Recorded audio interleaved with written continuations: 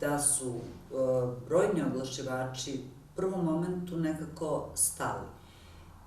Logično, nepoznanica je i mi smo isto tako stali kao kako ćemo sad, šta se radi dalje, kako se funkcioniše, jer nikada nismo prošli kroz ovakvu jednu situaciju, kroz pandemiju, niko od nas.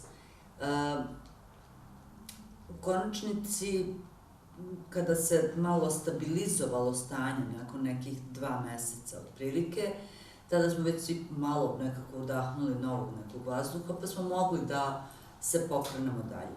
U tih prvih 2 meseca, dakle sredina marta, april, maj, je zaista bilo povuci potegni. Posle toga je već počelo malo nekako da se kreće, krenuo je nekakav taj promotivni život, da tako kažem, i onda smo negde pred kraj godine svi malo živnuli, oglašivači su se već malo opustili, doneli su nove strategije u skladu sa okolnostima u kojima smo se našli, agencije su se malo više razradile, mediji su ponudili neke nove načine oglašavanja i nove sadržaje, tako da se ponovo to nekako dovelo u normalu i kraj godine mogu reći da je već bilo to stanje new normal. Nismo zaboravljali sve te medije koje su i ranije izlazili u susret za naše klijente za različite stvari, tipa objave PR članaka i tako dalje, ili neke, ne znam, druge aktivnosti.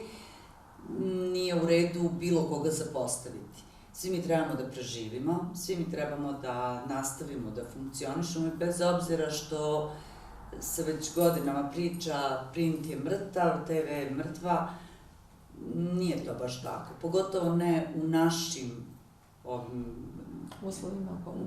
uslovima i u ovoj našoj regiji.